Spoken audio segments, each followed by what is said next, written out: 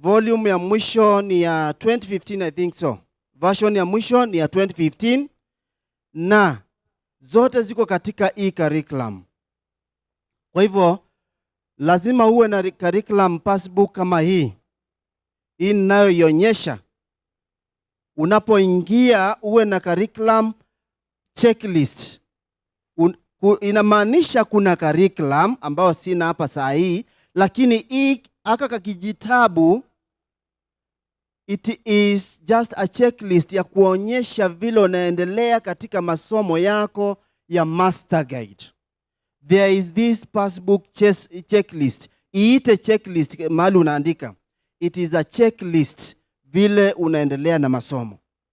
Katika hii checklist unapofungua katika page 4 of the checklist utaona ya kwamba kuna prerequisites.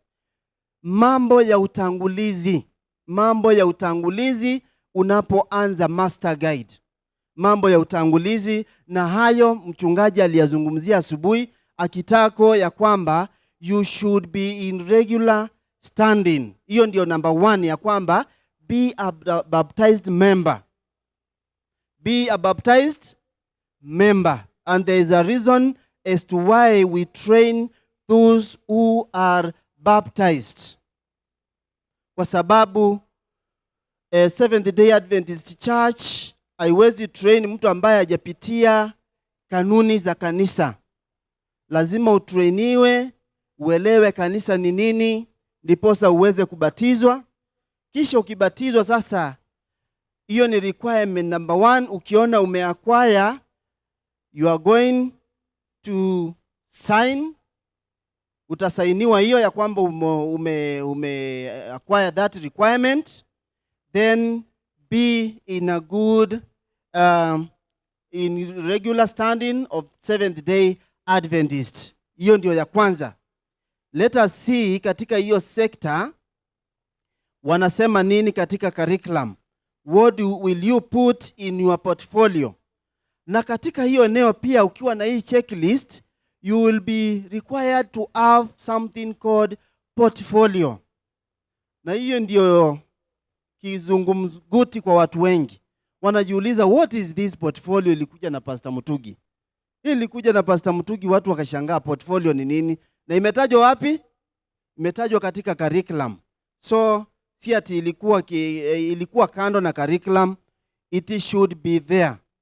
Let's see what you are required to compile katika your portfolio unaposema you should be a baptized member.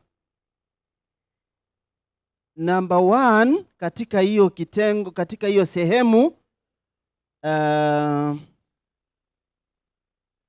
dogo tu.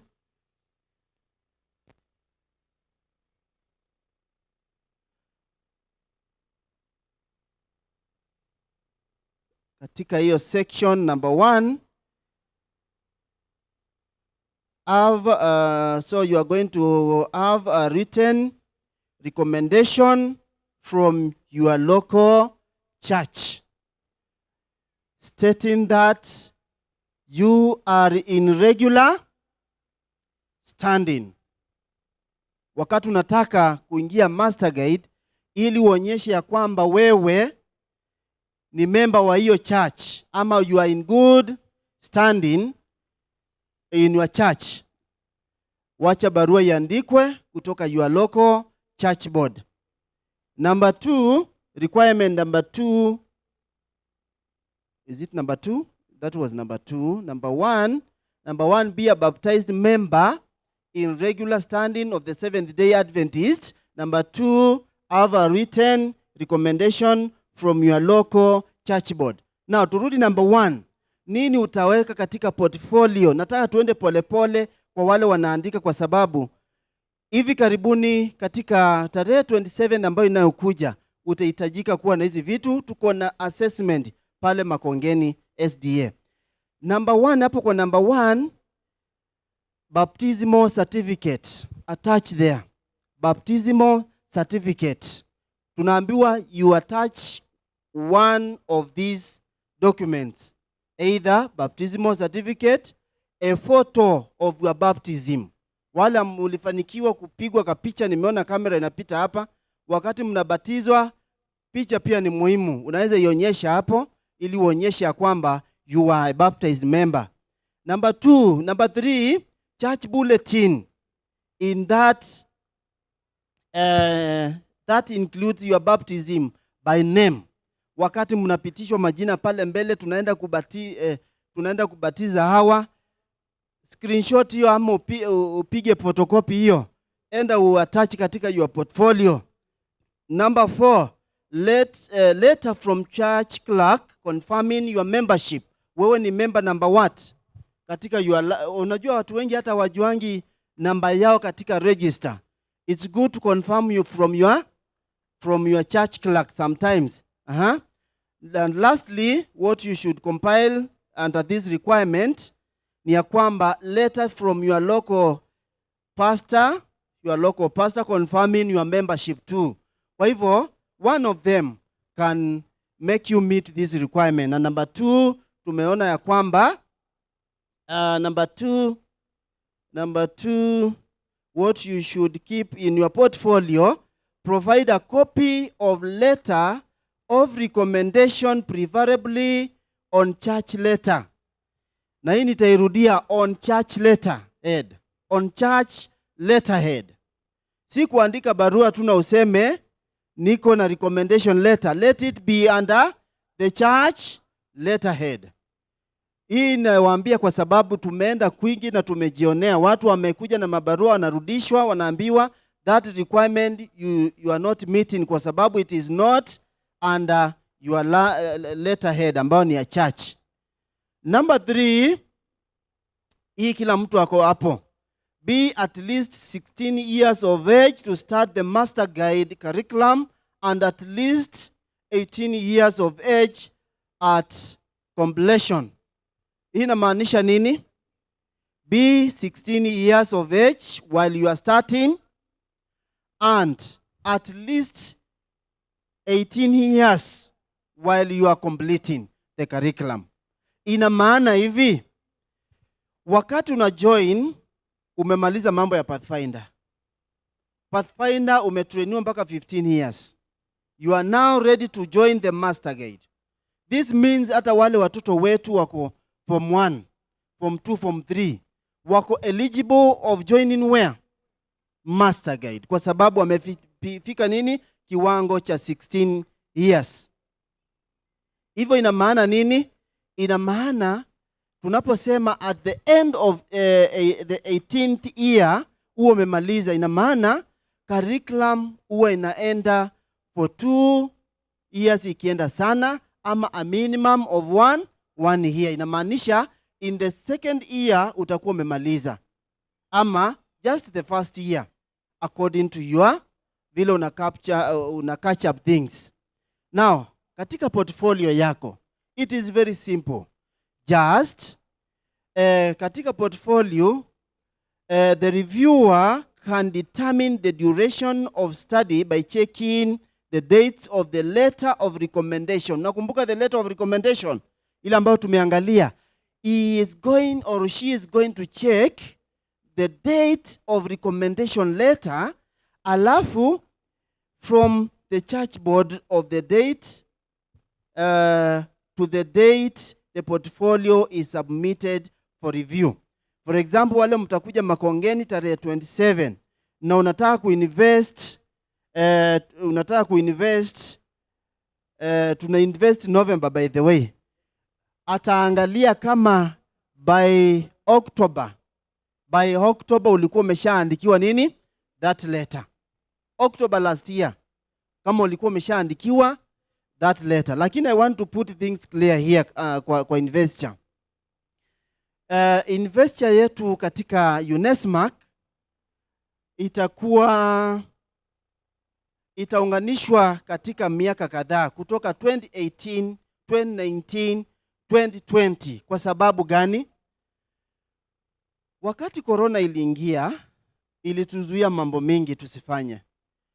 Na tuliongea na FYD, Field Youth Director, akaturuhusu ya kwamba wale walikuwa wamemeet requirements wakati wa 2018 na 2019 they will be invested this year together with the ones ambao walikuwa kwa class 2020. Kwa hivyo tutacombine hizo classes ambazo tumesema hapo. Wale mko kwa wall mmeona vile tumedescribe assessments itakuwa namna gani. Now, wakati uko katika compilation of this requirement number 3, you are needed to show also the letter of recommendation. Number 4, katika prerequisites, complete a basics. Number 4, be an active staff member in Adventurer or Pathfinder club. Tuko pamoja? Be an active what? Staff member in an Adventurer or Pathfinder club.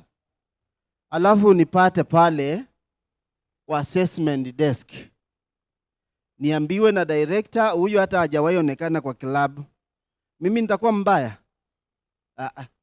Kwa hivyo make sure you are in good terms with your local club directors. In which manner? Unawa approach, unawaambia this is what I can teach Adventurer, I can teach this award or this honor katika Pathfinder, so please I want to be an active member of this club. Amen. That is how you accomplish this, by mentoring them. Atujase, okay. Number 1, tunajua wakati umechaguliwa huenda ikawa hauna anything to tell the Pathfinders or Adventurers, but the purpose of Adventurer basic staff training na Pathfinder basic staff training ni ya kwamba you acquire something ambayo ya kustart the clubs. Tuko pamoja? Ya kukuonyesha kwamba so you can do this, you can do this. Na uwezi sema kwamba you can't do anything in the year of service. These are the things you do. Kama uko na honor, you are able to teach the Pathfinder, you have an award, just approach the director or the leadership, then utaruhusiwa. Number 5, complete a basic staff training course and be involved for a minimum of 1 year in one of the following ministries. 1, Adventurer na Pathfinder. Again. Kwa hivyo, hii inatuambia nini? Hii inatuhubiria ya kwamba sisi master guides, we are the mentors of who? Adventurers na Pathfinders. Kwa hivyo hapo kile utaattach ni BST certificate ambayo tulishafanya pale Nairobi East. Hebu nione wale walienda Nairobi East. Najua hapa mikono ni nyingi. Nairobi East walienda kama wote. Hebu nione wale walienda Mwangaza. Yes. Hao watu wakisha acquire that certificate, it is very simple. Wakisha acquire that certificate, now kaa nayo, usiweke kwa nyumba tu umeiweka, kwa portfolio yako, go back to the clubs again. Kaa mwaka ingine moja. Curriculum inasema hivyo ya kwamba complete a basic staff training course and be involved for a minimum of 1 year. Be involved before you are invested. Be involved for a minimum of how many years? 1 year. In Adventurer or Pathfinder. Paka hapo kuna swali. Kwa sababu nataka tuende, kwa sababu today was your day. Tusitoke hapa tukisema hatukuelewa. Sister Caroline from Kenya ataanze kuniambia teacher mahali hatukuelewa. Rudi hapa Kenya. I want leo tutoke hapa tukielewa. Hii master guide ili tukue invested, tutahitajika tukue na nini na nini na nini. Swali mpaka hapo kwa the first section ambayo ni vitu za utangulizi, prerequisites, requirements za kwanza ambazo lazima ukue nazo kabla uingie master guide. Mtu ako na swali? Okay. Now I thought yes. Yes. Mara nyingi wanapokuja for assessment, mtu anakuambia mimi nilibatizwa ya S.D.A Church huko down in Kenya Lake. I can't trace my baptismal certificate kuiweka kwa portfolio. In such a case, am I disqualified? And that's a question yenye naulizwa mara nyingi. I want to say this. You might have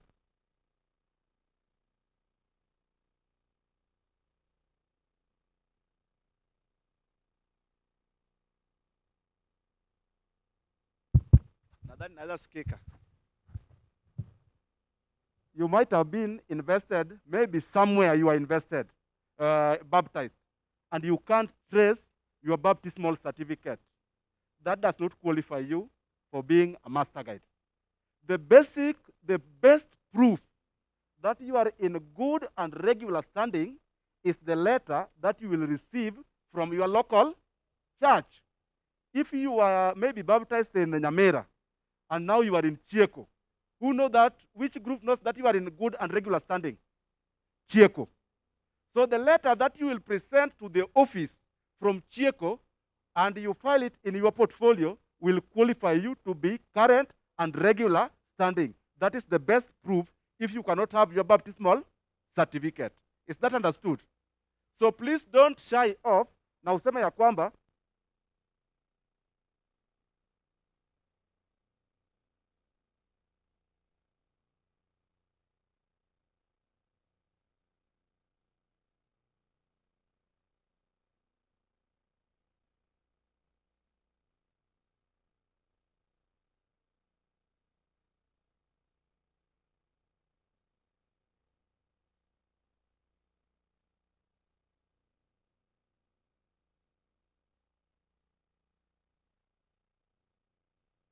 and we started following up with their local churches.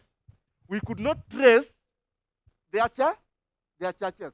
So when you are coming to the station to be accepted as a master guide or to be invested or to qualify to join the class, the basic requirement that you will want is a letter from the local church and the minutes of the church board voting you to be in that class. That is the proof. Good. Thank you for clarification. Kwa sababu hiyo usumbua sana. Wewe umebatiziwa na huko na umekuja Nairobi na we can't trace your membership. Hiyo huleta shida sana. Okay. Paka hapo ningependa niseme ya kwamba ni clarify hivi, master guide curriculum can run for a minimum of one year depending on how nyinyi mmeweza kujipanga. Sijui kama nasikika vizuri.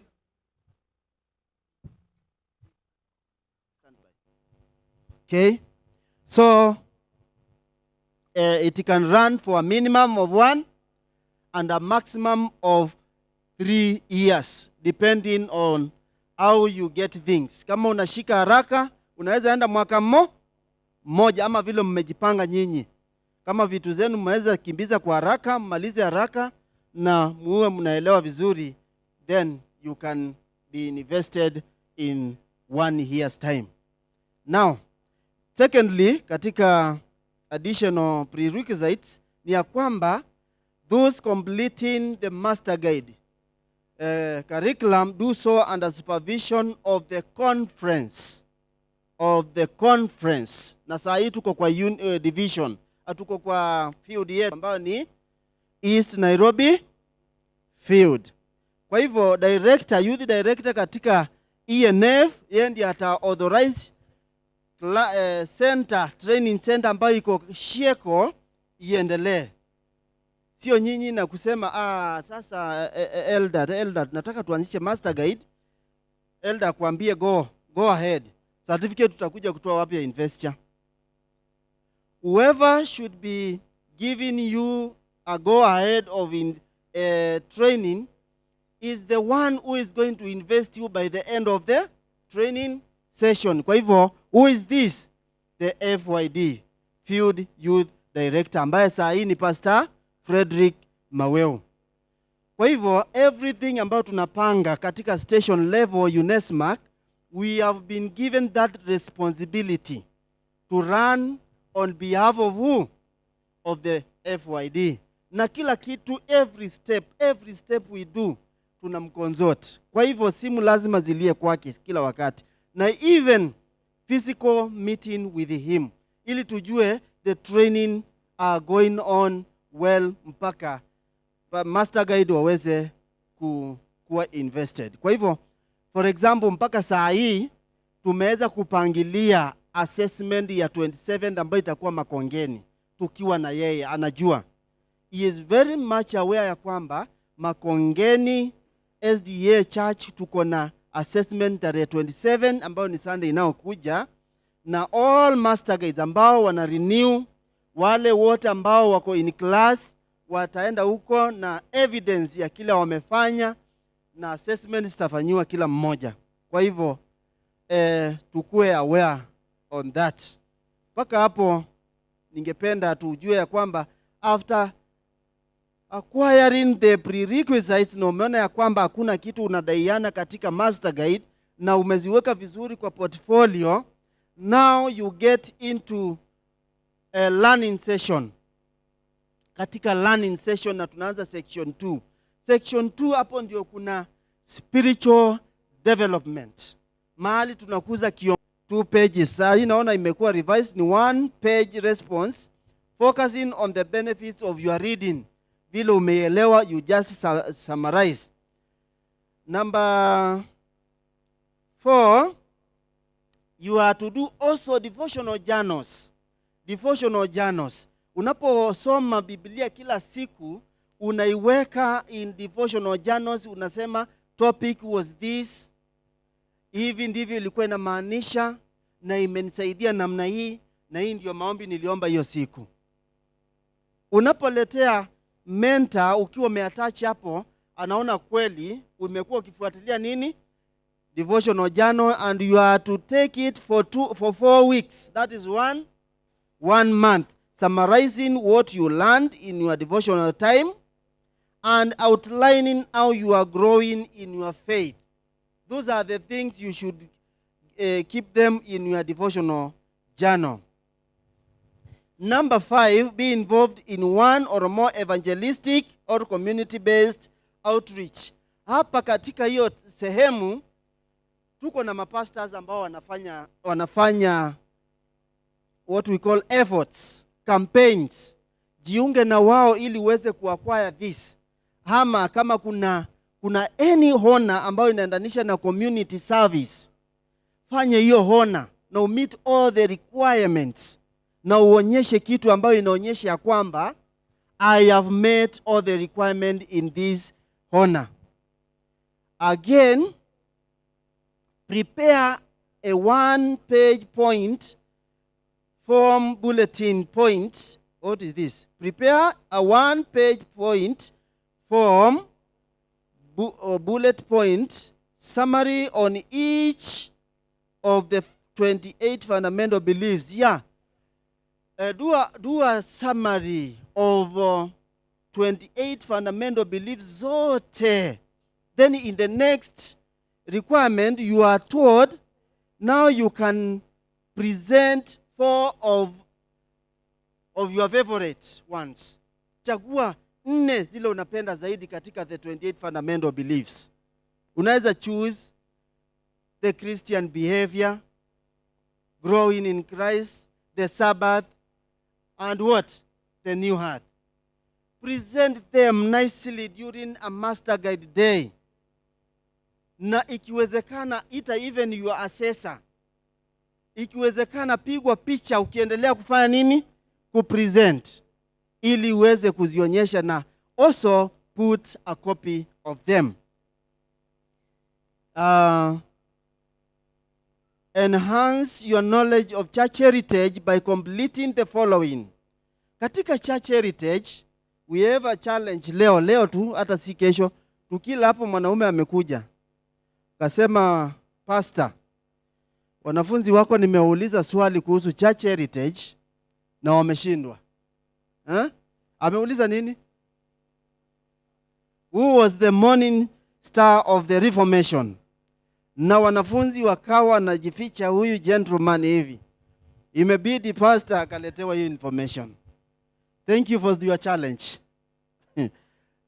Hajajibu bado. Anasema bado amesikia very sorry for embarrassing this gentleman, this master gate. Anyway, so katika church heritage, ili usipatane na maswali kama hizo, na utazipata kwa Pathfinder, utazipata kwa Adventurer. Huyo tu anajua chenye anafanya, si na ni kama ni master guide. Anajaribu kuwa challenge kwa sababu anajua haya ndio maswali yanaletwa na hata Pathfinder wetu, Adventurer wetu wanakuuliza, nilisoma mahali teacher, who was the morning star of what? Reformation. Unaona? Na wewe unaletewa maswali na kama hiyo, unajificha mtoto hivi na kumbe anajua. Anakuchekelea na kwambia teacher hujui. Now, katika hiyo area, ili uweze kuiva katika church heritage na ujue mahali kanisa limetoka, you have been told that hand the Adventist Church Heritage Award. Ujue mahali pioneers, kuzaliwa kwa pioneers, maisha yao yalikuwa namna gani, how they became Adventist themselves. Ni vizuri uweze kupata hiyo award inaitwa Adventist Church Heritage, na requirements zote ziko katika honor book ambayo it is the latest version. Number 2, katika hiyo eneo la church heritage, church heritage, you are taught to read a book about S.D.A ministry, youth ministry, such as the Pathfinder story. How many of you have seen this book called the Pathfinder story? You are to read there. Utapata huyo mwanaume alikuwa anaitwa, sitataja saa hii, hata huyo anaweza niambia taja. Okay. Now, alikuwa anaitwa nani? John Wycliffe. Aya, We Are the Pathfinders Strong, another book ambayo inaongea kuhusu youth ministry in our church. The first 50 years by Willie Oliver, now among other books. Another book that is approved. We as a field, we should be having another book ambayo it is proven ama imepitishwa na our field kuhusu youth ministry ambayo tunastahili kuongeza kwa hizi mbili ambazo nimeongea hapo juu. Now after that, you are to read a book about church heritage, such as Anticipating the Advent by George Knight. Kuna vitabu ziliandikwa kuhusu the church heritage kama vile Tell It to the World by Maxwell Marvin, Light Bearers to the Remnant by Richard na Floyd Greenleaf, the Church Heritage Manual ambayo tunasoma sisi, Church Heritage Manual ambayo pastor pia aliitaja hapa asubuhi. We are to read it ili tuweze kukua na history ya church katika our fingertips. And again, also we have another book approved by our conference or the field. After that, the last requirement in that spiritual development is that you complete a 2-page minimum research paper about a standard temperament analysis program and complete the affiliated temperament inventory. That's why wakati tulienda 10-hour training, both ya Pathfinder na ya Adventurer, mulirealize ya kwamba kuna several types of leadership. Si ni kweli? Ukasikia kuna watu wanaitwa autocratic, wengine wanaitwa what? Laissez-faire, wengine wanaitwa nini? Na utarealize katika leadership, wakati mlemalizia mliambiwa kwamba a good leader uses all types of what? Leadership styles. Kama use all, you might not be a good leader. A good leader will use all types of leadership styles. That is section 2. Section 2 nafikiri mmenielewa. ama kuna mtu anataka kuiweka vizuri ama kuuliza swali, ili tuende step by step ili muda usituache. This is our rally master guides, ili tuweze mulituita ili tuweze kueleanwa, si ndio? Naona mkono pale. Ama ni unajaribu kujinyorosha? Ameinua mkono kama ajui. Okay, ni sawa. Any addition? Okay, kwa hayo yote najua mtaenda mjifunze. Hii checklist pia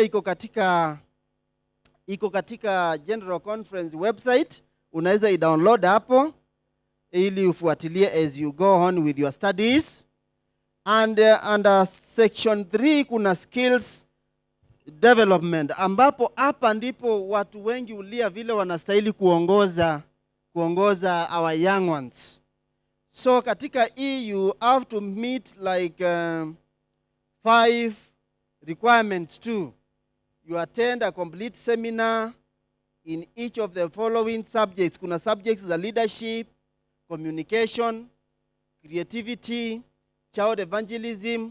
Na the best way to meet all these requirements ni vile tu corona imetuweka mbaya, huwa tunaweka katika our campouts. Huwa tunaziweka katika our campouts na tunazimeet during campout. Number 2, have or learn the following honors. Very important honors unapotaka kujihusisha na watoto. Christian storytelling. Katika Christian storytelling ndio unasikianga haustahili kupeana stories za abunuasi na nini. Hizo za abunuasi unasema atipaka alikuwa anaongea akiambia ng'ombe hivi, ng'ombe ikasema twende, hakuna. Kwa katika S.D.A we don't train our leaders to tell such stories. You are going to learn a lot katika hii honor. Camping skills 1 to 5. Kwa nini zimewekwa camping skill 1 mpaka 5? Kwa sababu they go with levels from friends towards guide. Zinaenda mpaka zinakuanga ngapi gogo? 1 to 4. They are 1 to 4. Kwa hivyo zinaenda according to the ages ambazo zimewekwa hapo, na kila age iko na requirement yake. Now katika drilling and marching, another honor very important ambayo imeharibu na tumejionea maajabu even katika mitandao yetu. Badala watu waingie katika master guide, wanyenyekee, wafunzwe vizuri the requirements ambazo zinastahili kuwa katika drills and marching, watu wameanza kuleta zingine zinaitwa parapach. Zile wana march mpaka wanafanya sijui hivi, wengine sijui na wameenda to an extent ya kwamba wameziweka kwa mtandao, wametuharibia kabisa. Tunaambiwa tunafanyanga hivyo kanisani. Wangapi wameona hizo vitu kwa WhatsApp? Si mmeziona?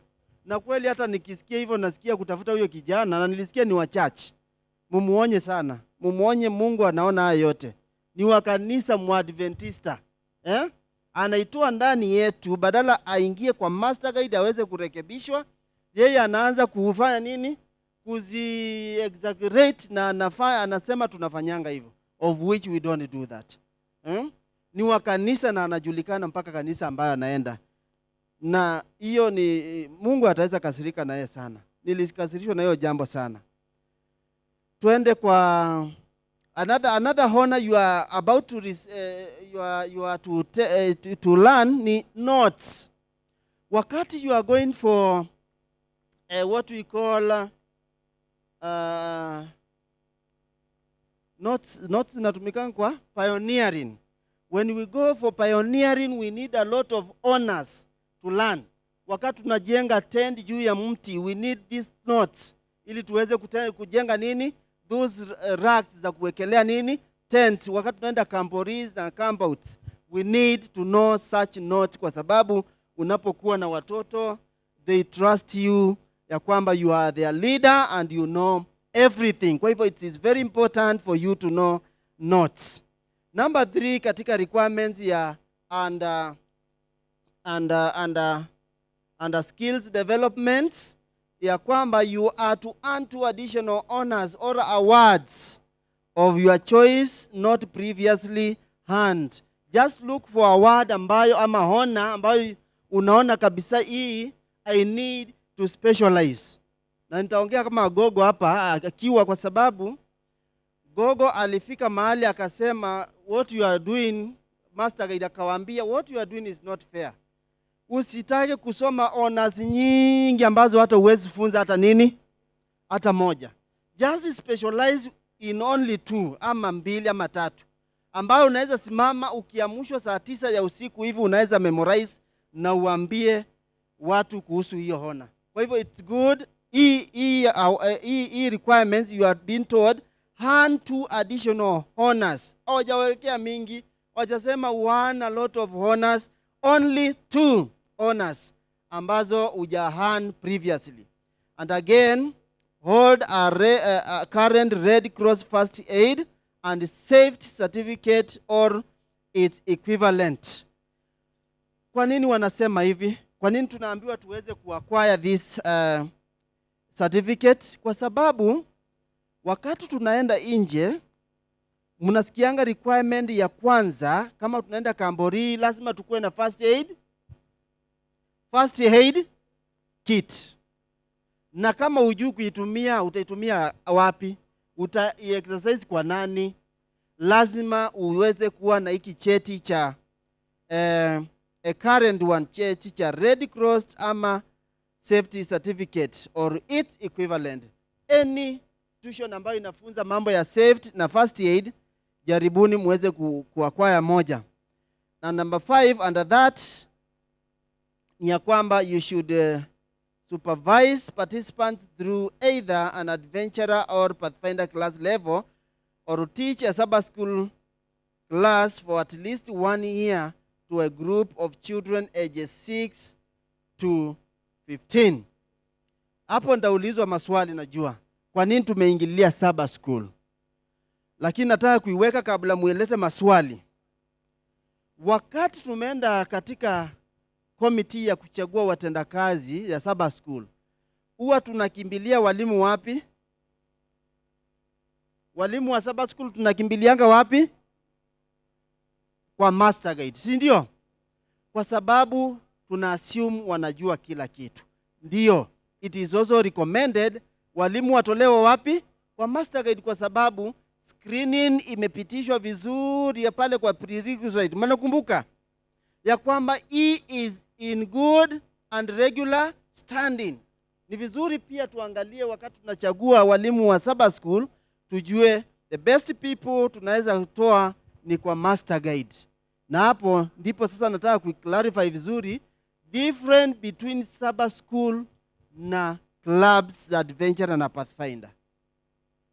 Difference between Sabbath school na clubs za Pathfinder na Adventurers. Watoto ni wale wale. Watoto ni wale the same. Na utaona viongozi wasipoingia kwa Master Guide waelewe hizi vitu, wataanza kupigania watoto kanisani. Waseme wewe ni mwalimu wa Pathfinder, asikutaki hapa, no sijui nini. Mimi si wa Pathfinder, mimi ni wa children ministry, na bado kuna children ministry. Unaona sasa vitu ngapi? 3 sasa ambazo uchanganisha walimu ambao hawajaelewa hii maneno. Ili niweke vizuri, asubuhi katika Sabbath school caters, Sabbath school coordinator anaitwa hivyo, caters for children ages 0 to 15. 0 to 15. Na in the afternoon, kama vile tunaongea hivi, wakati watu wazima wako katika Bible study, children ministry coordinator takes over. Watoto tuko pamoja, anawafundisha watoto wa miaka 0 to 14 now, not 0 to 15. Tuko pamoja? 0 to 14 years. Then from there utasikia watu wanauliza, na huyu wa 15 amepotelea wapi? Huyo anastahili kuhimizwa ya kwamba he should be somewhere or she should be somewhere akisikiza neno la Mungu katika Bible study. Amen. Na hapo ndipo sasa tunajenga msingi wa huyu mtoto ambaye anajiona yeye si pathfinder. Nilienda secondary, sasa najishindwa nitajoin wapi. Anza kumjenga imani yake katika nini? Bible study. Umeona amepotea saa 8, hayuko. Amebaki wapi? Sabbath school alikuwa. Na wanapotenganishwa waende children ministry jioni, what will happen? Yeye mtoto atabaki wapi? Akisikiza Bible study. Msiache aanze kutoka hivi aende. Unaelewa? Asiende kutoka, mwambie mahali unastahili ni wapi? Kwa Bible study. Kwa hivyo tumekuwa tukifanya hiyo na najua sasa tutarekebisha. Nao katika the other requirement before nialike kiongozi gogo ni ya kwamba it is section 4 ambapo tutalearn about child development. Child developmental stages sasa. Na hapa kuna kitabu cha muhimu sana ambacho kimeandikwa na Ellen G. White, kinaitwa The Book Education. You should read it, na pastor alisema asubuhi. And after reading, you submit a 1-page response focusing on the benefits of your reading.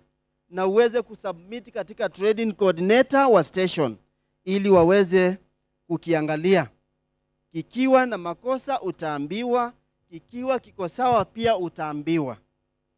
Read or listen the child guidance or messages to young people.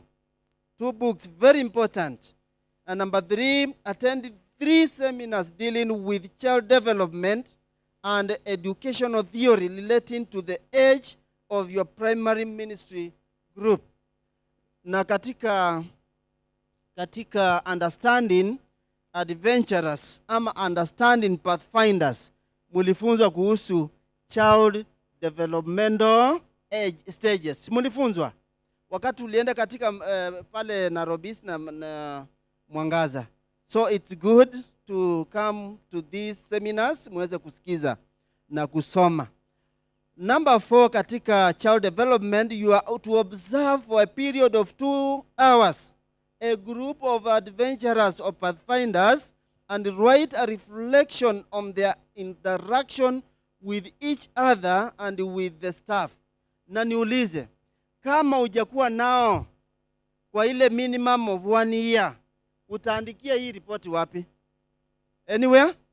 You need to be with them. Na ukae mahali for a minimum of 1 hour ukiangalia the interaction of them and their director and their interaction between this student and this one, this pathfinder and this one. Na uandike a report. Weka kwa portfolio. Weka kwa portfolio. It will help you during assessment. Paka hapo nafikiri ningeweza kuenda kwa haraka. Then from there we will have skills leadership development.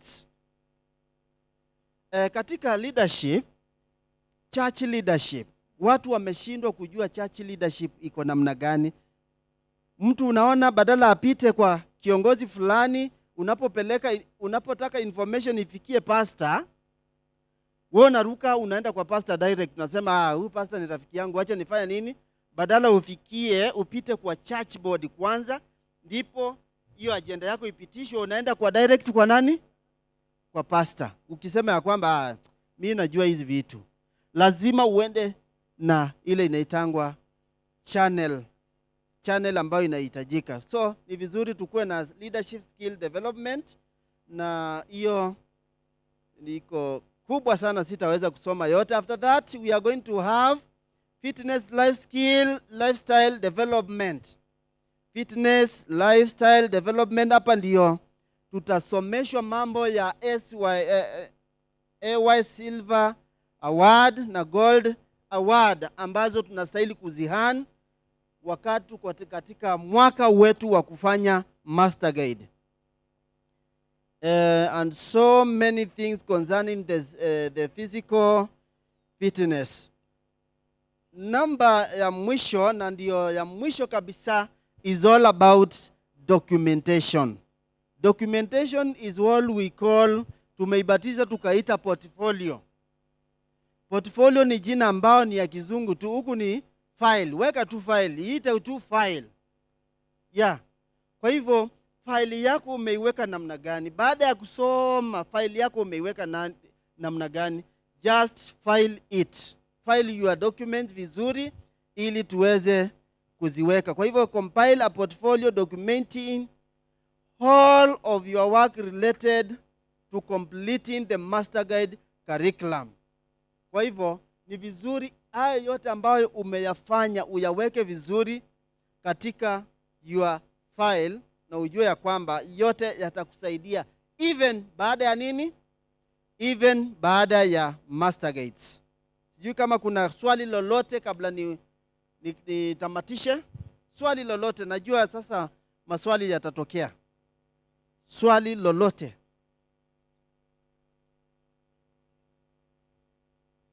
Inaonekana nakuja kutolewa kwa jukwaa. Wacha kabla nikuje nitolewe nijitoe tu. Wacha nikaribishe kiongozi, na ninawaomba hivi kabla tutoke.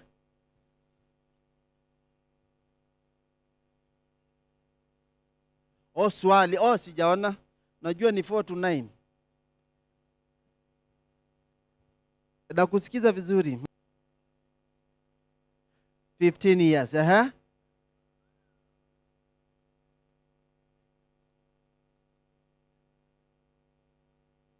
Wanatoka nje ya gate ama nje ya kanisa?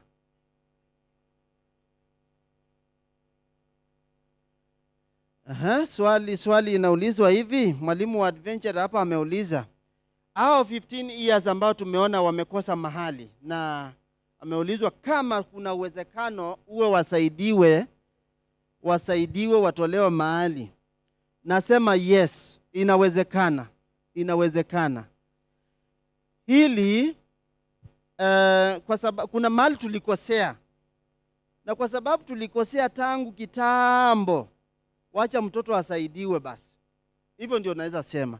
Lakini anastahili kufundishwa ya kwamba, na sisi 15 years anastahili kuwa katika Bible study. And that's why katika requirements ya kujoin master guide ni nini?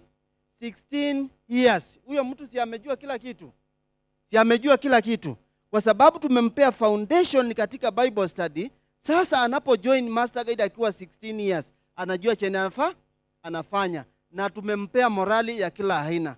Lakini tumezoea wakienda form 1 wakiwa miaka 13, 14, hata ameacha Pathfinder kabisa, akitoka huko wakifunga shule hata akuji church completely, anakuja on and off. Huyo mtoto umpatangi mahali, na hivyo ndio 15 years upotea kuanzia 13, 14. Lazima tukue their mentors, and this is our call. Amen. This is our call. Wacha kwa hayo machache, maswali endeleeni kuandika. Gogo atakapomaliza tutatako zote pamoja. Mbarikiwe sana. Karibu sana.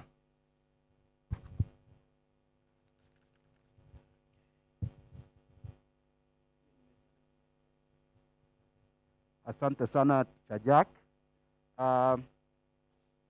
Before I look at renewal, I want to mention one thing. When he was doing the presentation, you believe that those who are in the master guide in the past, from the year 2017 downward, you realize that we are doing what we call the summary. But from what he has done and what he has given to us from the presentation from the General Conference, we no longer have what we call the summary. But we are giving a 1 year, we are giving a 1-page what? Response. Please, we need to understand this. We are no longer doing summaries. Like maybe when you are doing maybe the book education, you summarize the first topic, the second topic, the third topic. We are no longer doing the summary. When you read the first topic, which is about concentration, it's called what? Consecration, sorry. You don't do a summary, but you give a response on how it attaches your life. How are you responding to the consecration? When you're talking about love, God's love, how are you responding to God's love? How is it attaching your life? But don't give the summary. The manual is very clear. It says, write a 1-page response. How you are responding to what you've read? You've read. When you are going to read the book Education, please, you need to give us your response on that book Education. How do you respond to the first education? Education in the Garden of Eden. How are you responding? And how can you also have that education in the Garden of Eden inculcated in your life? So please don't do a summary. Give us a what? A response. And those who are marking summaries are very keen. They are going to check whether you are going to do a summary of just kufupisha. We are no longer hatufanyi ufupishi tena, lakini tunafanya vile inafanya nini? Inatuguza. Yale ambayo tumesoma inatuguza aje kama msomaji. Are we together there? So please don't do a summary, but give a response. Tunaenda kuangalia mambo na renewal. Na mara nyingi watu wengi wamekuwa discouraged when it comes to renewal. Mpaka renewal na master guide inaendelea kukua kitu ya watu wachache. Ukiuliza master guides wengi hapa ambao wamekuwa invested, ukiwaambia mambo ya renewal, watakuwa discouraged. Wengi wao watapull back fast. Kwa nini? Watu wameona renewal kama mzigo kwao. I want to tell you, master guide, kama ulikuwa invested na umekuwa ukifanya na junior youth, you've been a mentor to the junior youth. When it comes to renewal, you only have one requirement. You only have one. How many requirements? One. In the current renewal assessment from East Nairobi field, we have 8 requirements for the renewal. But personally, jinsi ambavyo ninaiangalia, kwa hiyo requirements, uko tu na out of the 8 requirements, unatakikana kufanya tu kitu kimoja. Na sioni kitu inaweza fanya mtu akose kurenew. Sioni kitu mtu akiambiwa kesho ni renewal uanze kupanic. Sababu unatakikana ufanye requirement ngapi? Moja tu. Anataka kusema ya kwamba watu wote ambao wamekuwa master guide, wote tunaenda kurenew. Amen? Kama umewahi kuwa master guide, na najua tuko wengi hapa Kasarani district, tunaenda kurenew. Na ndivyo sasa nataka kuifanya ikuwe rahisi, uone ni kitu kimoja ndio unatakikana ufanye. Ukikuja kwa renewal, we have the renewal requirement. Number 1, it wants you to subscribe to the station. You pay the dues you are supposed to have for you to be a member in the station. And that is only 100 shillings. I believe wengi wetu kama tulikuwa kwa Master Guide Club, wengi wetu tumeregister. Si ndivyo? And that one qualifies you to requirement number 1. Requirement number 2, you are required to do what? To have a Master Guide uniform. Na nikitazama hapa wengi tuko na uniform. Ni vile tu uniform yetu, it is not in order. Na I was requested by director to talk about uniform.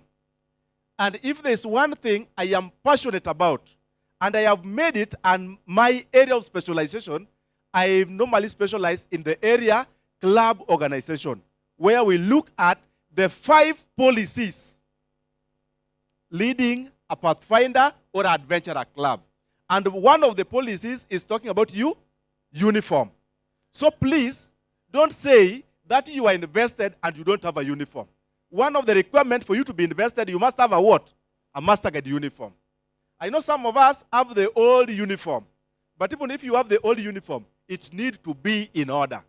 It is also good for us to adjust so that we can have the right what?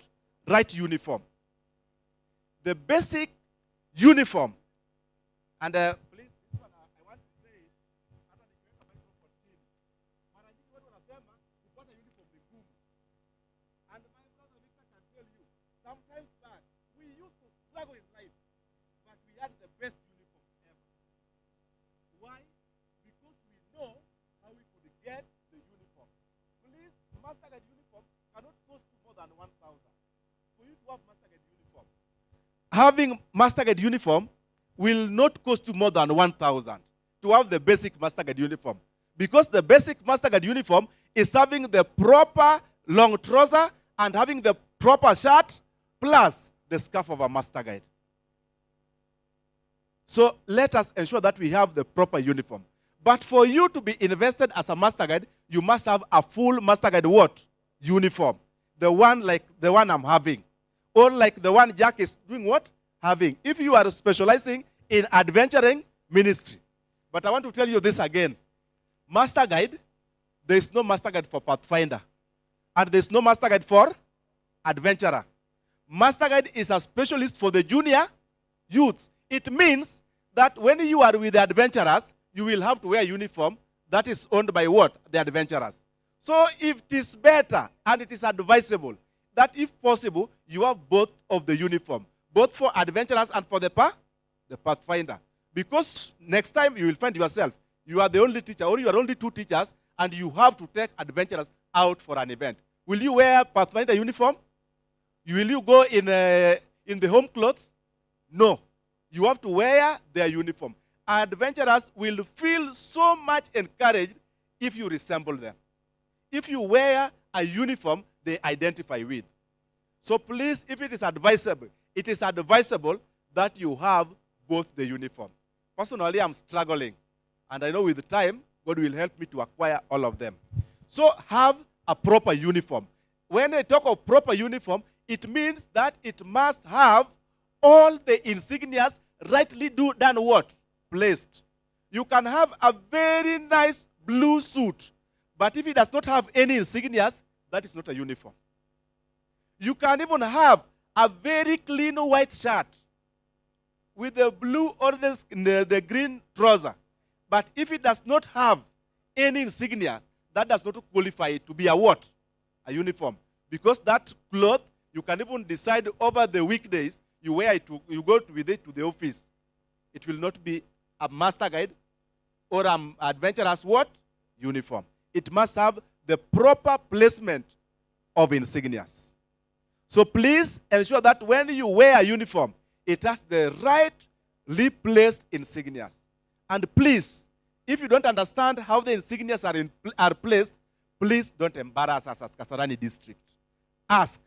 We will guide you. You know, sometimes you saw in the past, nowadays we've discouraged that group. They used to go and take some photos of people who are wrongly placed insignias on their uniform. If it is a member of KASARANI district and the insignias are wrongly placed, they will come and attack me and tell me, Gogo, you are teaching us on how to do the right things, yet your people are doing the wrong things. So please, I want to plead with you. If you are a master guide, ensure that you have the right uniform. It will not cost you. It will not make you lack. It will not even discourage others. But it will be to the glory of who? Of God. And it will help you. So please ensure that you have the right uniform. And also the right color. I am happy I'm seeing the new members. We are almost having, even though there were different variation in coloring, but we are almost the same from 2016. I can see that, and I thank God for that. And I believe going forward, we'll have the right uniform. Please ensure that you have a uniform. And if you've been in the ministry for the last 1 year and you are invested, it means you have a what? A uniform. So that should not be a requirement that buys you from investor. Another requirement that we are supposed to have is you must have done what? You must have gone for a BST, for adventurer or Pathfinder, during the time of renewal. I want to thank God that I've seen majority of us have gone for the BST, both in Nairobi East and Mwangaza. And I want to say I was given the responsibility by the field to organize for the training. And I want to advise you, if you know you are a master guide who is going to be renewed this year, and you've not gone for a BST, please liaise with this office. In our last discussion on Wednesday, we said that there was a group from Valley View S.D.A. Church who was supposed to come for a BST, but they were not informed and they forgot. And the field agreed to organize for them a training. Please, if you know you want to renew and you've not gone for that training, please liaise with that group and have a leeway of having a BST what? Certificate.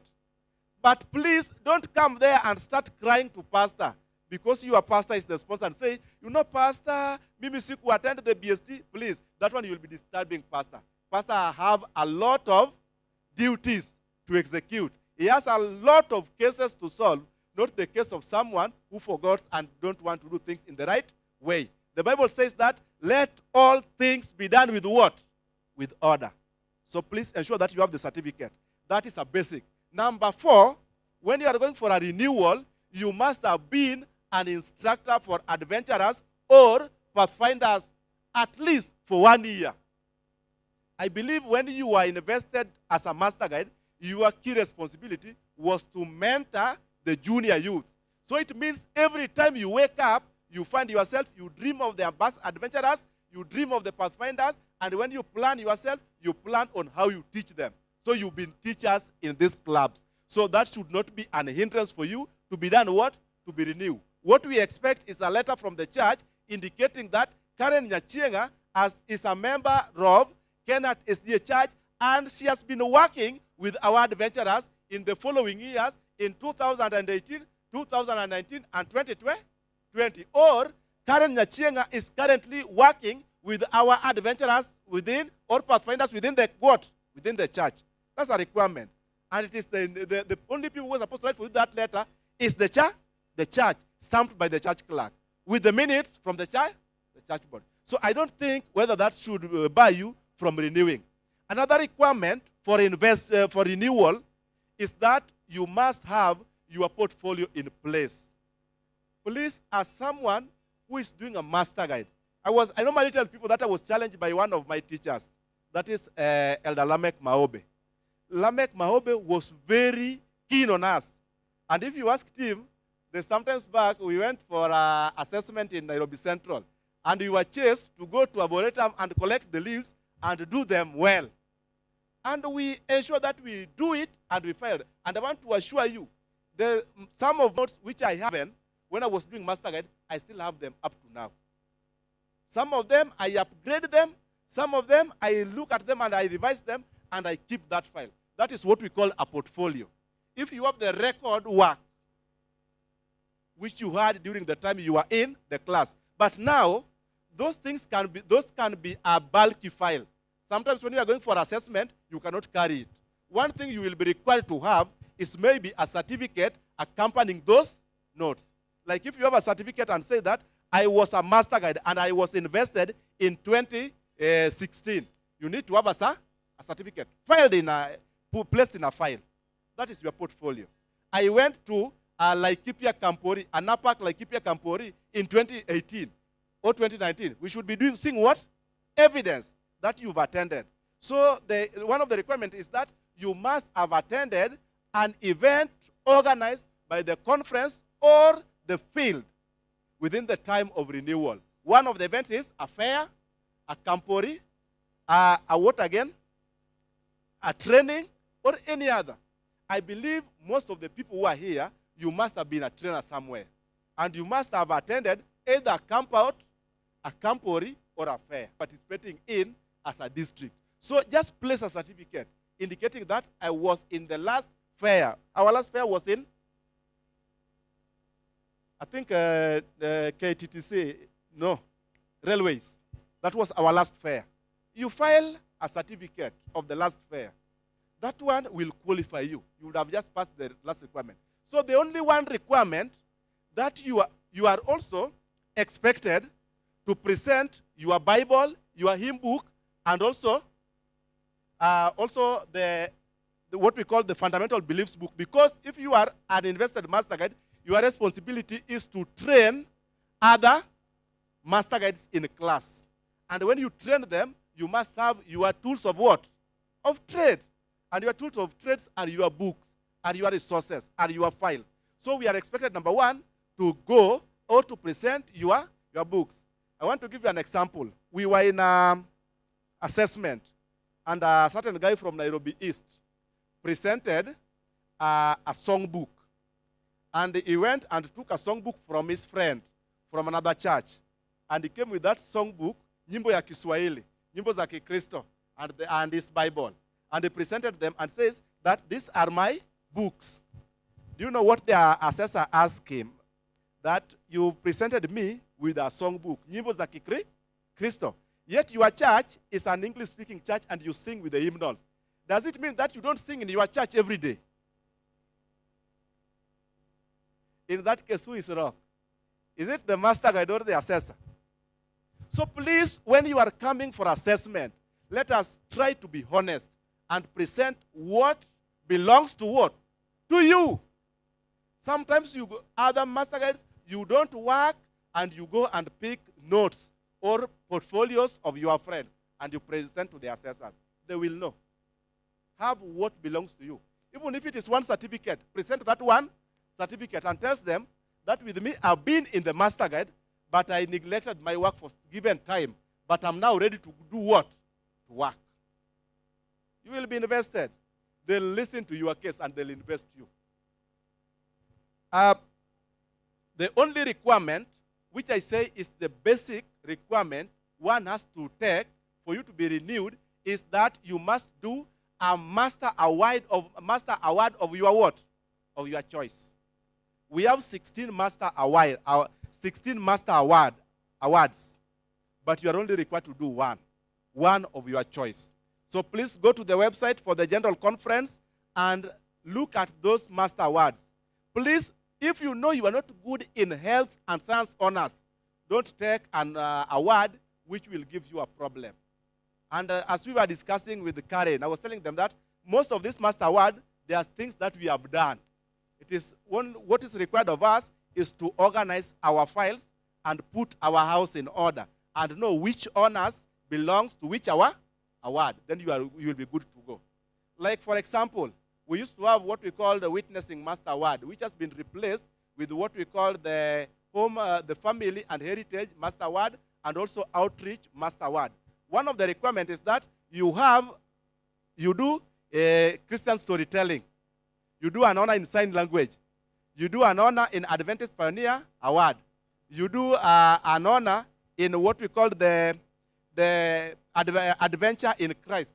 You do an honor in what we call the Christian evangelism.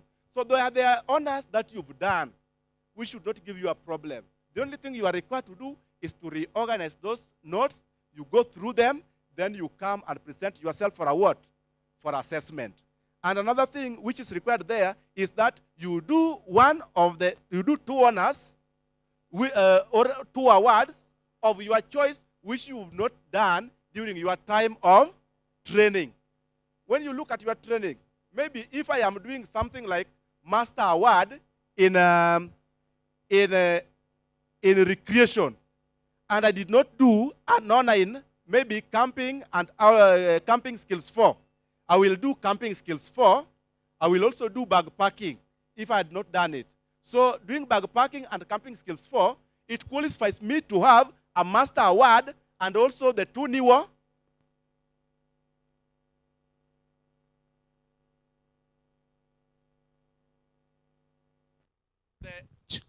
Don't say that you cannot achieve the requirement for renewal. It is that simple. What is required of you is to put your files and your things in order. Then you present them. Then some people will ask me, go. With me, I cannot read, I cannot write. I want to say that those are the people who are my good friends. And they are the people that we want in the Master Guide. Because most of them have the interest and they know how to handle our children. Please don't shy off. If you have a challenge, come to me. Come to Brother Jack. Tell them your challenge. We'll listen to you and we'll help you. We help very many people.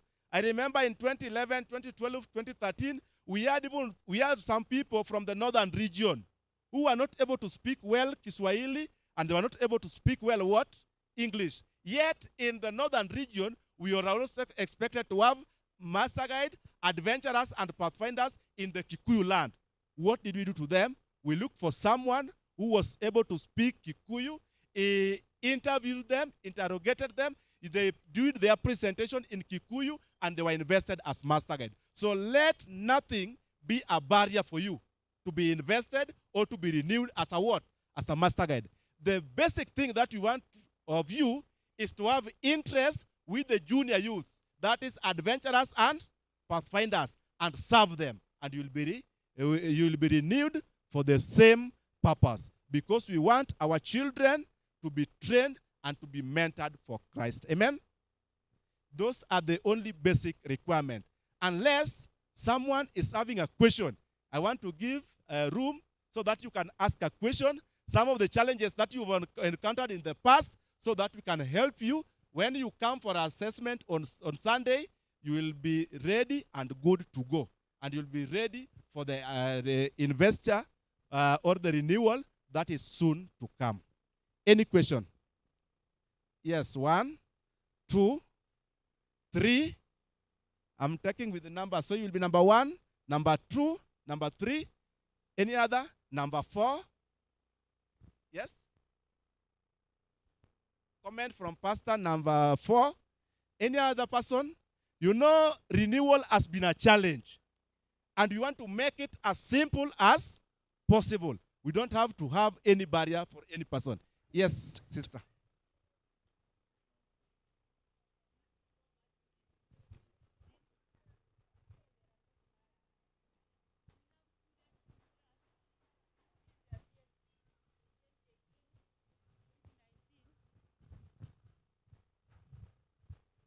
Thank you. Thank you, team. I was saying thank you very much for what we have planned today. May God bless the team. We have students who did their BST in 2018 and 2019, and they seem to be very tired of continuing to do more BSTs without any fruits from what we saw in the past years. And okay, however, some are interested in continuing, but they don't have those certificates. What is their fate as per now? And they were not able to do the last two, the ones we did in Mwangaza and Nairobi East. Yes. Thank you. Question 2, so that we can handle the two Pastor together. had a comment, so let me give it to him first.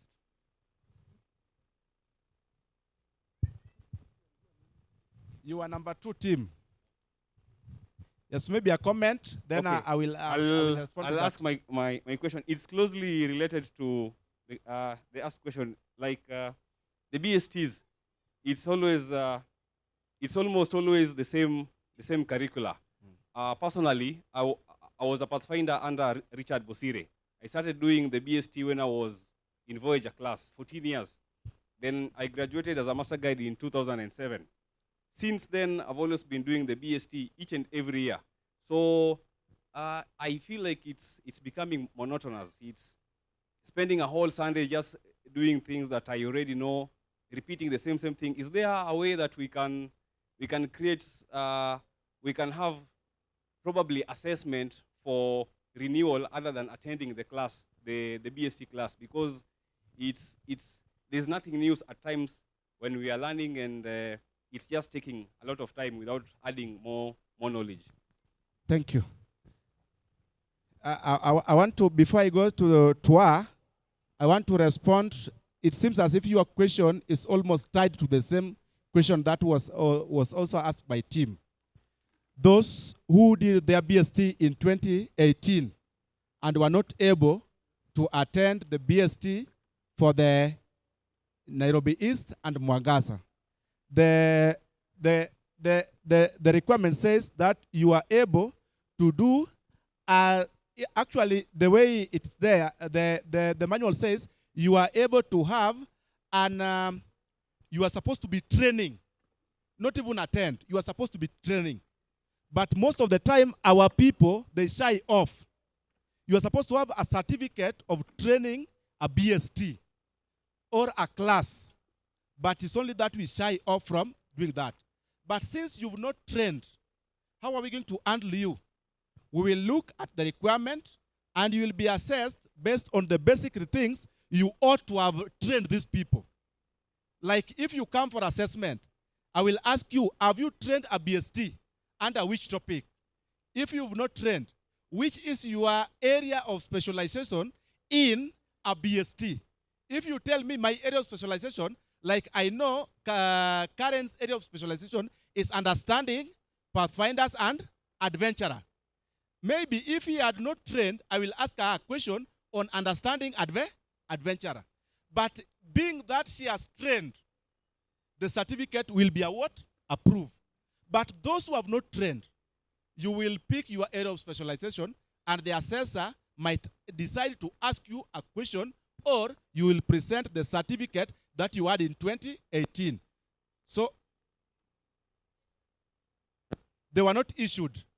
Now this person, what we will require of you is, you will tell us what was your main area of interest in BST. Are we together? Yes, so come present your area of interest. But please don't come and stumble when you don't have your area of specialization. What we are looking at for the master guides that were going to be renewed, you must have been there for 2 years. Then when you are there for 2 years, it means you are doing something, unless you are just sitting. Maybe like maybe just Tim has said, he has been going around. Maybe many times I've always recommended him to go and train in various places. Meru, Mount Kenya East, Mount Kenya West, he has been training. He must be having an area of specialization in the BST. And when it comes to the question that he asked, actually, once you've been renewed, you are supposed to move to a step further. Like instead of doing a BST for the invested master guide, we are not supposed to be doing BST. We have what we call teen leadership training. Teens leadership training is a course like a BST, which is supposed to be running for 10 hours. But since our people have not done BST well, we always mark timing. If we are requested to go and do a development of the curriculum of teens leadership training, we find it a challenge. We are supposed to be moving a step further of advancing on teens leadership training. As invested master guide, I would expect us that once we renew, we now move to another level of advancing by doing teens leadership training. Teens leadership training will now move us and prepare us for the next course, which is Pathfinder Leadership Award or Adventurers Leadership Award, ALA and PLA. So those are the advanced training. They are advanced training. It is only that we have not ventured into them because people are not ready. Let us take another step and move. What I want us to do is to renew, then we move to the next level. Your question was? Swali langu ni kuhusu uniform. Yes. Naona kwa idara ya Pathfinder tuko na beret na tuko na hiyo kofia ingine. Yes. Beret inavaliwa wakati gani? Na pia naona watoto bado kama wa adventure ama Pathfinder wanaendelea kuvaa ile lanyard. Sasa utuelezee kwa sababu wengine pengine hatujaelewa vizuri. Yes, thank you very much. I want to say that the final convention where we discuss uniform exhaustively is when we have the conference youth, the general conference leaders for the Pathfinder, Adventurers, and also for the youth. That one was in Kisumu, in Migosi, where we discussed uniform elaborately. And uniform, the choice and the dress of the uniform is specified not by the church, not by the general conference, but by the division. Division is supposed to define how you wear.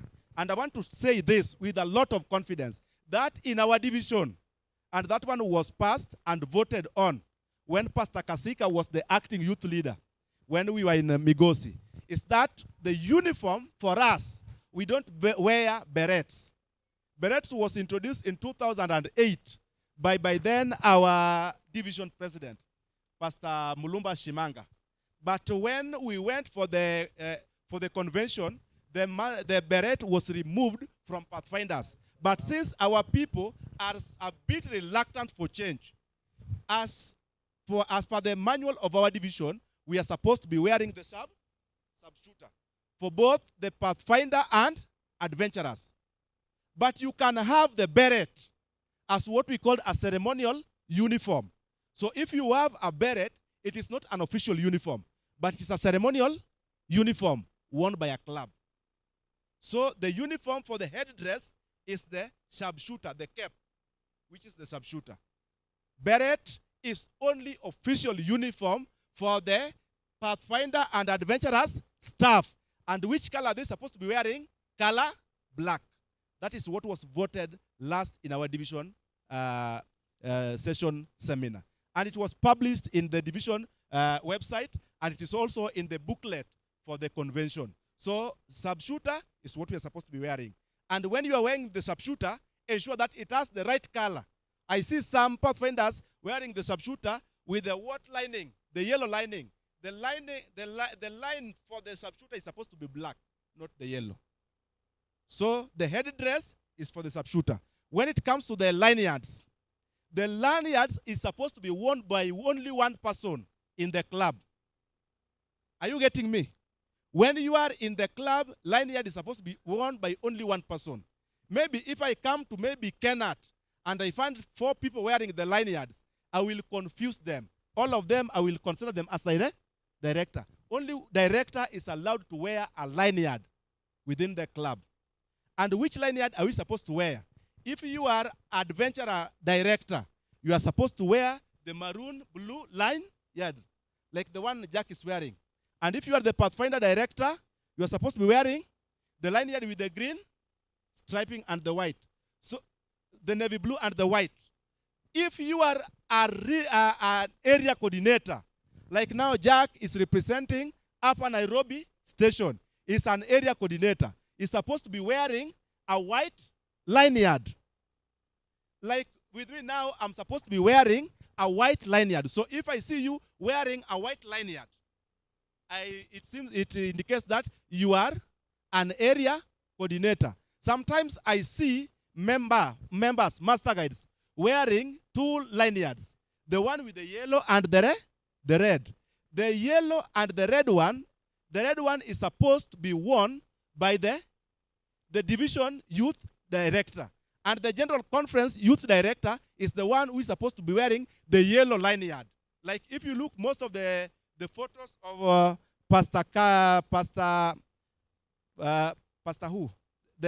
Pastor Paco, you look at the Pastor Peralta and other people, you will see them wearing only pure yellow lanyard because it is a symbol of administration. Lanyard is an administration, a leadership responsibility. It comes with a responsibility, not just be worn that way. Adventurers and Pathfinders are not supposed to be wearing lanyards. Are we together? Lanyard is an administrative post. So when I come to a club, I should only see, if it is a Pathfinder club, I should only find one person wearing a lanyard, and that is club director.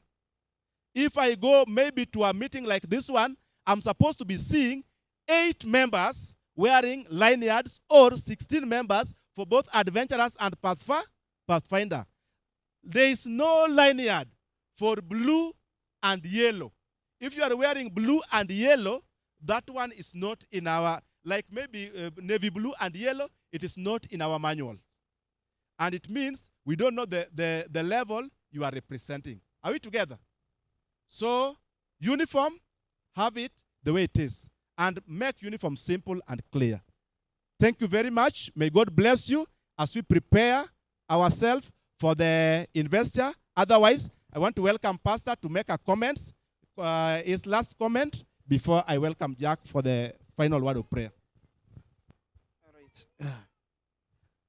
Bwana asifiwe. Naona mnaendelea kujua mengi, si ndio? Nilikuwa nataka kusema waliokuwa na uoga naamini saizi umeenda Hebu inueni mikono kama uoga umepotea. So naomba tarehe 27 kila mtu, wale wa renewal wahakikishe wameenda na hizo assessment, na wale pia wajaanza club, kama yule binti ananiangalia pale aweze kuingia. Wale vijana wote muingie kwa master guide. Unasikia vijana? Sasa muweze kuingia kwa master guide, maana tuna mipango mingi ya vile kitambo tumekuwa tukiendesha master guide kwa station level, si ndio hivyo? Lakini sasa hizi imefanywa devolution, hata master guide imefanywa devolution, tuko nayo at church and district level. Sinaamini ndio hiyo ndugu Gogo. So basi kama ni hivyo, kila kanisa iweze kuhakikisha kufanya juhudi ili kwamba tuweze kuweza kuinvest as many as possible. Actually at the end of this year kuna invest chalini maybe ya moja waambia wengine hawajui. Maybe unaweza kuambia ili kwamba tuweze kujua nikimaliza hii, ili kwamba wajue wale wengine bando kuinvest and wafanye juhudi ndio wafanye nini, wamalize their requirements, ndipo hii district inataka tuweze kuinvest at least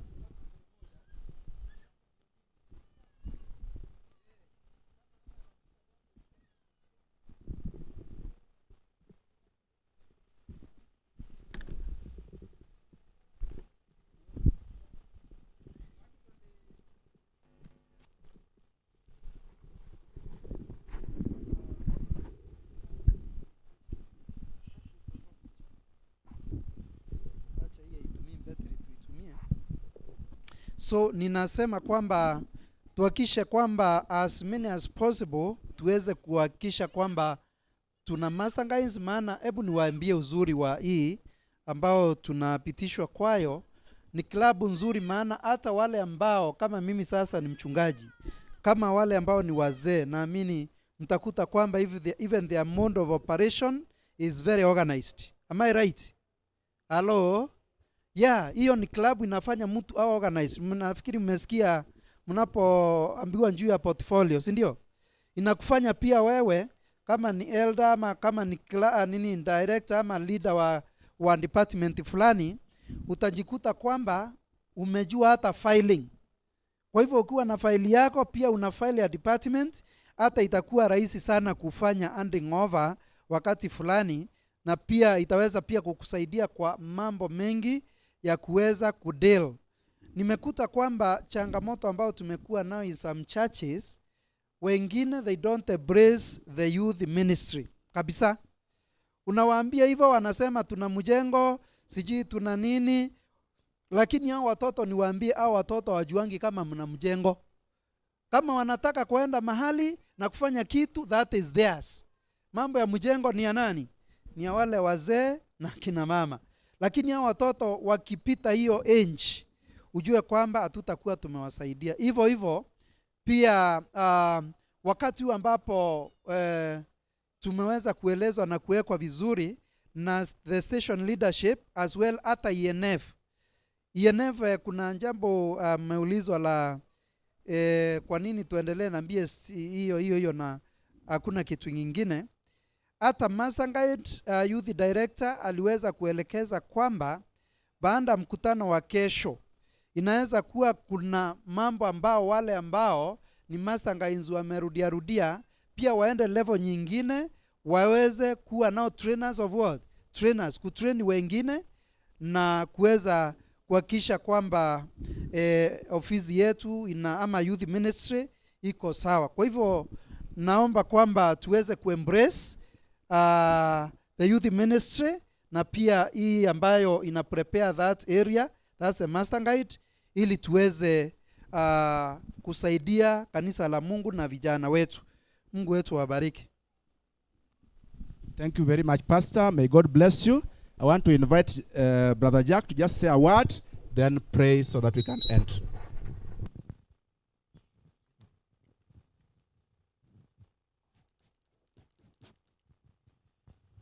God is good all the time. Mmebarikiwa, hebu nione kwa mikono. Mmebarikiwa. Aya, naamini ya kwamba mmebarikiwa. Kuna hii report nimepata ya kwamba Valley View wanahitaji basic staff training course. Ningependa niseme ya kwamba tumeichukua kama station. Nitaenda nieleze the training coordinator na tutaendelea kuipangilia. Kwa hivyo get in touch with our training coordinator. Sijui Valley View wako wapi? Valley View, get in touch with our training coordinator Mr. Eric Otieno, na ataweza kuwapangilia vizuri, na tuta make sure kiongozi ambaye ni Pastor Maweo amejua about it ili muweze kutrainiwa, pamoja na zingine ambazo zitaibuka. Tuko aware ya kwamba wengi hawakuweza kuingia katika mwangaza ama hawakuweza kuenda pale Nairobi East. Tuta make sure mwaka huu mmesoma ili muweze kuendeleza training yenu ya Master Guide vizuri, pasiwe na malalamishi yoyote ya kwamba nilikosa hii, kwa hivyo sitaweza kuhitimu katika Master Guide. Now, kile kingine ningependa kusema ni ya kwamba according to vile dada yetu aliuliza kuhusu the 10-hour basic staff training za 2018-2019, na mwingine akauliza the same, ni ya kwamba unapofanya 10-hour training ati haifai kuwa ati ni monotonous. Every year kuna something new. When you are going to 10-hour when you went to 10-hour training of 2020 ama 2019, ulipokuja Mwangaza ama Nairobi East, you realized that General Conference of new things kwa Pathfinder na nini na Adventurers. It's good to attend katika basic staff training ya kila mwaka, at least ujue what is new. Like for example, Adventurer, now we have new curriculum ambao it is upcoming. Wale waliangalia katika how to teach Adventurer curriculum waliona new things ambazo zimetokea. Tuko pamoja? So it's good to go in every basic staff training ili tuone ni yapi ambayo naweza kujiupdate ili niweze kuupdate katika portfolio yangu kama vile ndugu yangu Gogo ameweza kusema.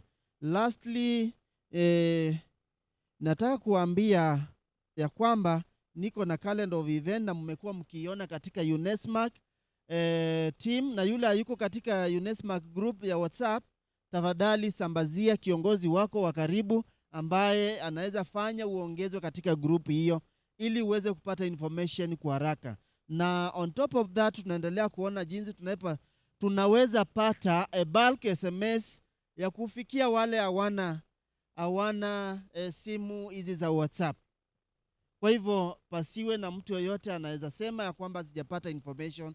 Now this is the calendar of event ya UNESMAC ama station ya Master Guide upande huu wa Nairobi, hapa Nairobi East. Zile tumeshaatenda ni ya kwamba tulikuwa na instructors na assessors meeting the FYD during tarehe 1 June, na tulimit na yeye na akatuandaa kwa ajili ya assessment ambayo iko mbele yetu. Basic staff training course ilikuwa Mwangaza ambayo ilikuwa ya Adventurer. Zinginezo ni zile tulikuwa tumefanya before the lockdown ambayo ilitangazwa hivi karibuni. Another event itakuwa ni kesho ambao viongozi wa station na sponsors peke yao mfikishe kwa makanisa. Zimetangazwa vingine, huwa wanatangaziwa vingine ya kwamba Pathfinder directors, youth directors, tafadhalini endeni ENF offices. It is only station directors wa all the Adventist youth ministries together with their station sponsors, not local churches. Kwa hivyo kama mnaweza peleka huo jumbe vizuri uweze kueleweka. Another one, we will be having our first annual assessment and renewal seminar at Makongeni tarehe 27 of June pale Makongeni. Unahitajika uje na registration ya 100 ya hiyo siku, uje na registration ya 100 annual registration, uje na 250 ya club. Hiyo si yako, ni ya club registration. Kwa hivyo director yeye ndiye anastahili kusubmit hiyo. Hiyo ni tarehe 27, narudia, assessment pale Makongeni. Tuko na event ya muhimu sana mwaka huu ambao naweza sema is one of the best ambao tutafanya katika UNESMAC, na najua watu wengi wanaipenda sana kwa sababu ya kupunguza weight kama vile pastor alisema. Na tutakava 19.2 kilometers. Ni pale tutaenda hiking ya Kilimambogo, itakuwa tarehe 11 Julai, na tunaendelea kuangalia ni vipi tutaweza kuregister ili tuweze kuwatangazia katika wall zetu na pia katika SMS. Kwa hivyo itakuwa ni hiking, na tutaweza kuona ya kwamba tutalearn 1 or 2 honors, either backpacking na hiking, ili at least ukitoka pale uwe umemeet the requirements. Kwa hivyo kuanzia saa hii mko very lucky enough ya kwamba nimewatangazia, muende muangalie katika website the requirements of hiking and backpacking honors, ili tufikapo wakati huo uwe umeweza kumaliza the requirements, ili kazi yako ni kuhike na ubebe backpack yako vizuri na nguo ambazo zinastahili kuhike ukiwa nazo, kwa sababu weather tunaona ni kama itakuwa baridi hivi kidogo. Finally, the FYD alitupea date yetu kama UNESMAC ya kuweza kufanya our investor tarehe 16 October 2021 tutakuwa na our investor ambaye ndio tumeitilia mkazo hivi tuweze kusoma. Kwa hivyo it is 16th of October 2021 investor ya kwanza. Kwa hivyo ni vizuri tuelewe ya kwamba tutakuwa na hiyo investor na itajumulisha wale watu hawakupata investors kutoka 2018, 2019, 2020 na mwaka huu ambao tunafanya. Kwa hivyo kama vile tulisema, curriculum ya Master Guide ni a minimum of 1 year and a maximum of how many years? 3 years ama 2 depending on now unaisoma kwa haraka. Kwa hivyo na hayo machache, kama hakuna swali la mwisho, Mungu aweze kuwabariki. Mbarikiwe sana. Hebu tusimame sisi wote. Tusimame sisi wote na wimbo sifu Mungu. Sifu Mungu. Sifu Mungu. Want to sing? Sifu Mungu wa neema, enyi viumbe popote wa juu pia sifu ni Baba, Mwana naye Roho.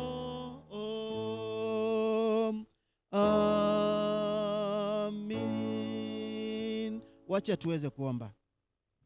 Uishie mahali pa juu, Baba utupendaye, twaja miguuni pako tukikushukuru na kulimidi jina lako kwa sababu umekuwa pamoja nasi katika masaa matakatifu ya siku ya leo, siku takatifu yako. Baba, ni asante kwa sababu ya kongamano hili ambalo ni la Master Guides, viongozi wa vijana katika eneo hili la Kasarani. Hebu Baba uzidi kuwapea hekima yale yote wameweza kusikiza siku ya leo. Hebu kazidi kuwaongezea na zaidi ya mno Baba, uzidi kuwapea mori wa kuyafuata na kuyatenda kama vile yanavyostahili. Na zaidi ya mno Baba, utuandae sisi wote kwa ajili ya sisi wote pamoja na familia zetu kwa ajili ya ufalme wako. Na zaidi ya mno Baba, upendo wako uzidi kuambatana nasi tuendapo kupumkana, tuachane kimwili lakini kiroho Baba tuwe tumefungwa na kamba upendo wako. Kupitia jina tukufu la Yesu Kristo tunaomba na kuamini.